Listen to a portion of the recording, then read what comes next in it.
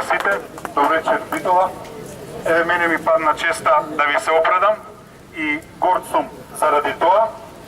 Прочитав на Фейсбук дека една убава зафрканција вели дека ако група на луѓе кои што гледаат фудбал со поголема страст и загриженост се посветат на проблемите кои што ги мачат во општеството, тоа сигурно ќе биде подобро општество.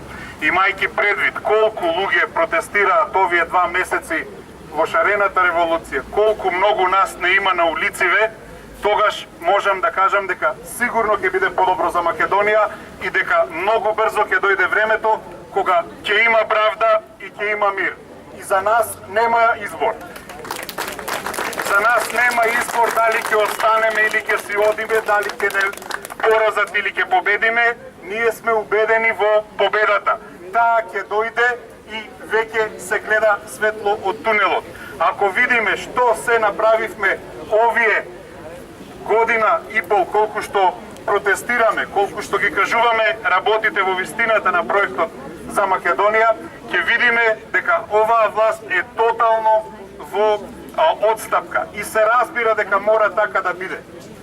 Да се подсетиме зошто сме собрани овде.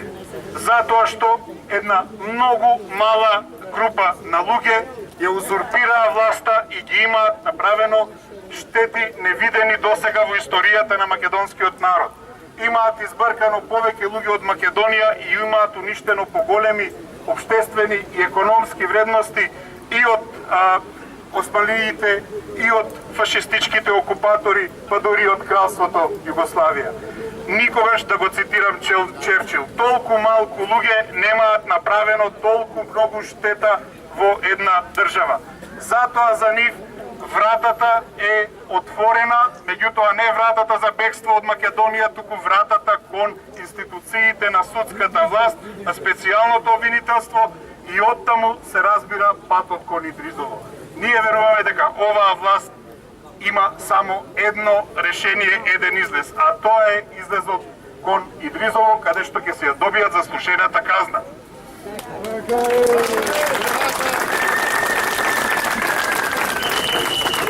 Јас го познавам лично, но не толку добро, го познавам кога беше надежен глумец и режисер, седевме во театарските бифиња заедно и по фестивалите во Прилеп, во Струмица и можам да ви кажам дека ми оставаше многу добар впечаток. Меѓутоа, тој е типичен пример на човек кој што власта го расипува. Велат, нели, дека дај му на човек власт за да видиш како е. Во таа смисла се срамам што во културната фела нели, потекна од неа еден човек како што е градоначалникот на Битола.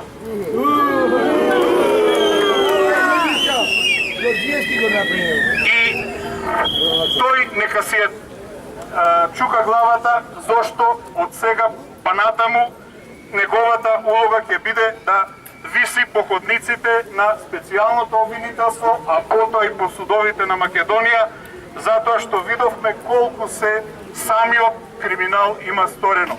И тој криминал го истражува специјалното јавно обвинителство, но за него говореа неговите колеги. Ако јас ви велам дека имав добар впечаток за него, можевме да слушнеме што министерот Ставревски мисли за него. И се разбира... Копиле ршум направи во... И се разбира, најголема срамота е да крадеш од своите деца и од својот народ. Специјалното јавно обвинителство рече дека има индиции дека го плаќале најскапиот превоз на деца во светот. Невидено нешто.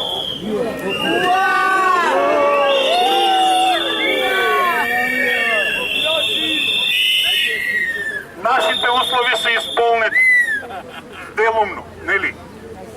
Фикусот председател, кој што доаѓа од мојот роден град од Валандово, еве, доживеа и во Валандово луѓето да му протестираат и покрај тоа што е толку мала средина и кај што сите се знаат. Тој човек ги повлече денес аболициите и со тоа ја призна штетата која што ја направил. Меѓутоа, ние се залагаме за одговорност. Во таа смисла беше и нашиот импичмент денес во собранието, затоа што секој човек мора да понесе одговорност за своето владение. човекот кој што дозволи да се случи толку многу револт меѓу народот, кој што и направи толкава штета и на внатрешната и на меѓународната позиција на Македонија, едноставно не заслужува ни формално да ја врши функцијата, а за начинот на кој што ја вршеше, нели, го нарековме фикус. Затоа ние сметаме дека тој мора да си поднесе оставка. Не може да има понатамошен развој на политичката ситуација во Македонија со него како претседател на државата. Не посрамоти и мора да си поднесе оставка. Оставка! Оставка! Оставка! Оставка! Оставка! Оставка! Оставка! Оставка! Ние ги повторуваме и нашите два услови од кои што исто така нема да отстапиме. Тоа е слобода на медиумите, регулирање на медиумскиот простор и кристално чисти избори. Немој да мислат дека можат да не лажат и да не мамат и дека ќе не натераат да прифатиме било какви датуми, било какви процедури кои што повторно ќе им донесат незаслужена и фалсификувана победа. Од такво нешто тој филм тие веќе нема да го гледаат. Такво нешто ние повеќе не прифаќаме. Рековме дека ние и Социјалдемократскиот сојуз и граѓаните на Македонија се подготвени, затоа и протестираме со толкава страст и посветеност 2 месеци. Подготвени сме да го победиме режимот, меѓутоа на фер, демократски и слободни избори. Ќе се случат или во есен, или во март, меѓутоа ќе се случат така што ќе ги ослободат луѓето од уцените, од стравот, од компромисите, од сето недостоинствено и незаконско постапување кое што го прават само и само да ги добијат изборите. Такво нешто веќе не прифаќаме. Медиумскиот простор во моменти кога Соединетите Американски држави се соочуваат со најголемиот терористички напад после 9.11, нивните корифеи шират говор на омраза, мразат се.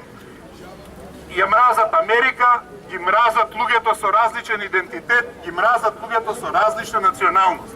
Наместо да завршат и тие под истрага, на крајот на краиштата и во затвор за ширење на говор на омраза, оваа власт ги наградува со пасишта, шуми, земјоделски субвенции. Миленко Неделковски, Драган Павлович Латев.